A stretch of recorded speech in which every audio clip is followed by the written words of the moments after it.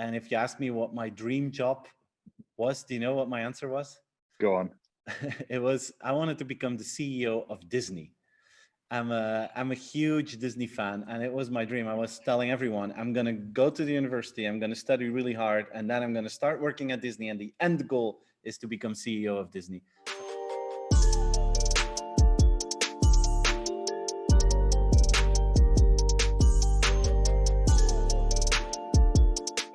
Tell me a little bit about yourself and, who are you? Where do you come from? And we'll start from there. Hi, everyone. My name is Steven Van Belleghem, and my passion is to create and share ideas about the future of customer experience. My entire career, I've been researching customer behavior linked to technology. And I write books about that. I publish articles on my site. I make videos. I make Instagram posts about that. And I give presentations all over the world about the future of customer experience. The book Ride of a Lifetime really was one that I couldn't put down, and I think I read it cover to cover in just a couple of days. It was one of those where I really got through it quickly. There's a lot of talk in there on how to be a great leader and how merging technology and people and imagination, works really well. From your point of view, what does make a great leader in businesses nowadays?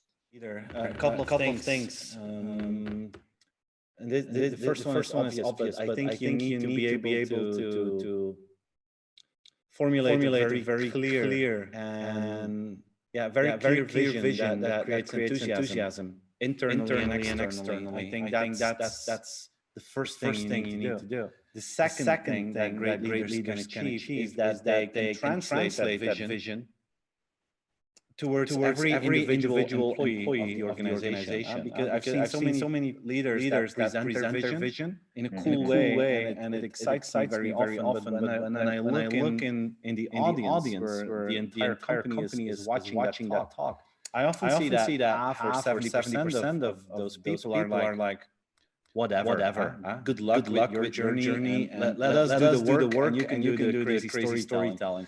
So there's often a disconnect between the vision and how people feel connected to that vision. If you can translate the high-level vision to what it means for every single employee, and if you can tell them how they can contribute to achieving that vision, I think that makes a huge difference. And then the third element is empathy. And empathy is probably the most important word, most important quality of a leader, that they can listen to concerns of the market, that they can listen to concerns of clients, can listen to concerns of employees, and translate that back in something that brings value to the people who share their story. And if you have that quality, I think today you're going to be remembered as a great leader. In the past, we often thought that it was about intelligence and about strong leadership. I think today it's more about empathic leadership. It's a quality that you don't always see, and we sometimes I think have a problem that some of the more famous leaders in the world, some very successful companies. Yeah, we look up to those leaders, but I'm not sure if they're always the right leader for any kind of organization. I have a big respect for Steve Jobs. He changed the world. He created the most profitable company the world has ever seen. And because of that, many people believe that he was a great leader. But if you read the way that he was actually treating people, I'm not sure if that's my definition of great leader. But a lot of people start to mimic Steve Jobs because he's so successful. So I'm really curious about some of these talks that you have done around the world. We like to look at the likes of Tony Robbins and some of the the other really well-known speakers, and they all go off famously without a hitch, of course. But have you had any experiences with any talks that you've done around the world where something might not have gone quite to plan? Has there been any, don't want to say horror stories, but perhaps something that didn't quite go as planned? Oh yeah. I had many. Let me share with the beginning. In the beginning, when I was giving presentations, I was mainly speaking in Belgium and the Netherlands, my home country and our neighbors. And that was cool. I still do that a lot, but my dream was always to work internationally. And then I still remember I got this first international request. And it was at a digital event in London, and they've seen me here in Belgium, and they thought, oh, this is a cool story. Are you interested in coming to this event in London? And I was excited. I called my parents and I said, hey, I'm invited to speak at this event in London. This is the beginning of something really big. So I took the train, came to London, came to the event space, fully prepared. And then I came into the event, and then I saw, it was like a big exhibition, different auditoria and stuff like that. And then I was looking for my. I asked someone, "Oh, where's the auditorium?" And then I went to that, and I looked for it. And then I saw the calendar, and my name wasn't on it. And I'm like, "Oh my God, did I make a mistake?" And I asked someone, "I'm a speaker, but I don't see myself here." They said, "Well, probably we have other stages as well. Probably you're one on the other stages." They looked at schedule. They said, "Yeah, you're there in the other room." I said, "Okay, no problem." So I went to the other room, and that was like a very small room in the middle of the exhibition, no walls. And that was my room, and I saw my name. And then suddenly, like, I hear the sounds, and everyone was leaving to the auditorium. And I was like, yeah, but in 10 minutes my talk starts. So what's going on here? And you know what the really embarrassing thing was? I had one person in the audience. Oh no! There was one person that didn't go to the big room, or someone else was sharing something really exciting, probably. And I was sitting there, and I had this one guy in front of me, and he probably didn't dare to leave because he saw the disappointment on my face. And then I decided, you know what? You never know who this guy is. He may be the most influential guy in the city right now. So I'm going to try to give the best presentation of my life. And mentally it was very hard, but I think the guy really enjoyed it. It was very awkward. But I still remember that. And when I went home, I was so embarrassed. I was so disappointed. So sometimes you dream about something, and then reality hits you. So I suppose those are pretty bad things that can, negatively happen in the industry. I mean, being an international keynote speaker, I suppose you probably had what could be considered the worst thing thrown at you in terms of a pandemic and all these speaking gigs effectively cancelled or rescheduled or replanned. It appears to be such a glamorous job, though. I mean, are there any other negatives to being an international speaker?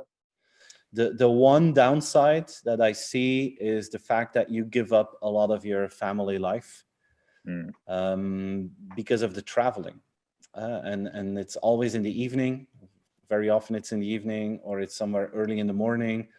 So the truth is that, during the week, I hardly saw my wife and my children in the past, pre-COVID. And that was not always easy. Some people say, oh, he's in Dubai today. That's great, because in Belgium, the weather sucks, and it's January, and he's walking in the sun in Dubai. It must be wonderful. And that's true most of the time. But I had this situation once when my second son was born. And I had to leave when he was 4 weeks old for a trip to the US. And after that, I would come home for 1 day or half a day, and then I would go to Dubai. I still remember that. I was in Vegas for a presentation, so extremely glamorous, thousands of people, very cool place. But when I was in Vegas, I got this phone call from my wife that our little boy wasn't feeling well and that she was really worried. And the next day I got a call that he was in the hospital. He had issues breathing, and that it was really serious. And I can tell you, then you feel so sad and bad that you're there presenting. It feels so irrelevant at that moment. You talked recently about the gradually then suddenly pattern. Yeah. Talk to me about that a little bit. When new technologies pop up somewhere, you always hope that things will evolve fast, especially people like us, you and me. We're in this field. We love this. People who are listening, we're excited about it. We think, tomorrow this will become the norm. And then we're always disappointed because it goes slower than what we predicted. And you feel like technology is evolving in a gradual way. It goes very slow. But then something happens in the market, and suddenly, overnight, it becomes mainstream. We had that with the iPhone. When Steve Jobs announced that they would launch an iPhone, that was the suddenly moment for smartphones.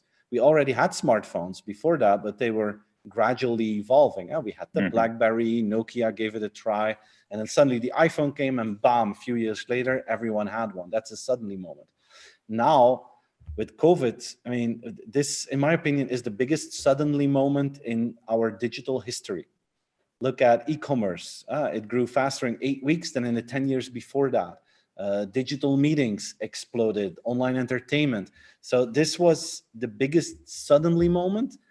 And if you look at the results of studies done by McKinsey analysts, they actually made the conclusion that we jumped 7 years ahead in the future in terms of digital behavior in the 14 or 15 months of the pandemic. I'm going to have to ask you, just based on some of the books, obviously, that you've produced and some of the things that you talk about, but I want to get your take quickly on cryptocurrencies and where you see that area growing or not, perhaps.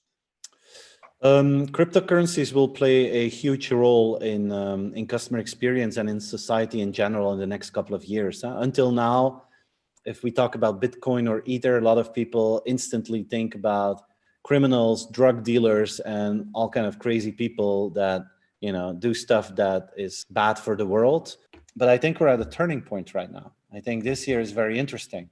We have the hype in NFTs, non-fungible tokens. Suddenly everyone knows what it is, and suddenly you can buy a digital asset exclusively for yourself, and you are the sole owner of a digital asset. This is something new.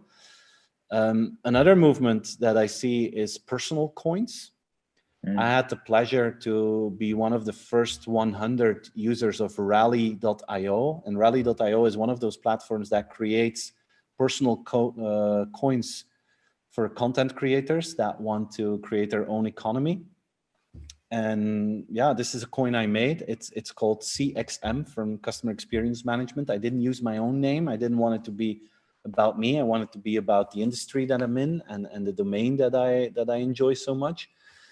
And I created it, but everyone who's listening can go to Rally.io and they can start to play with the coin that I created and do their own, you know, events with and use it to create or support their own content. And this sounds very abstract, both NFTs and personal coins for many people. But if I translate this to what it could mean to customer experience, I think that every organization that has a large fan base, that has a community of loyal customers or loyal fans, those kind of businesses will be able to use them in a way to change the engagement. Think about Ed Sheeran or Beyonce. Imagine that they have their own coin, and if you buy some of those coins and you could use that for selective and premium experiences, they can create their own economy with that. Think about Nike. Maybe you could have a Nike currency that gives you access to certain services. Think about soccer teams. What if a soccer team owns this digital currency that you can use for special occasions, or that you could use in the stadium to get a beer that you don't need your real money, but you pay with your currency, and you get free currencies back from the soccer team if you support them on social media, for instance. Or if you look to me, imagine that I've been doing this quite a bit now. If you share my content, my videos, I give you a coin. I give you a CXM coin. You get it for free from me, and it is a certain value. Imagine that you do that 10 times, and then next year a new book comes out from me. I can say, hey, you can buy it in the bookstore, but you can also get it if you send me 10 CXM coins. So the most loyal people that were sharing my videos actually then get the book for free because they were supporting me in the first place. I'm not doing it like this yet, but these are like the fan engagement kind of evolutions that I see in the field of cryptocurrencies. And this is completely different than Bitcoin. This is more commercial usage. This is more fan engagement that you can create with that. And I'm convinced by 2030, everyone who's creating content, and then I'm talking about artists, I'm talking about soccer teams, I'm talking about people on YouTube, on Clubhouse, all of them will probably have their own coin and their own economy that they play with, and it will be seen as the most natural thing in the world.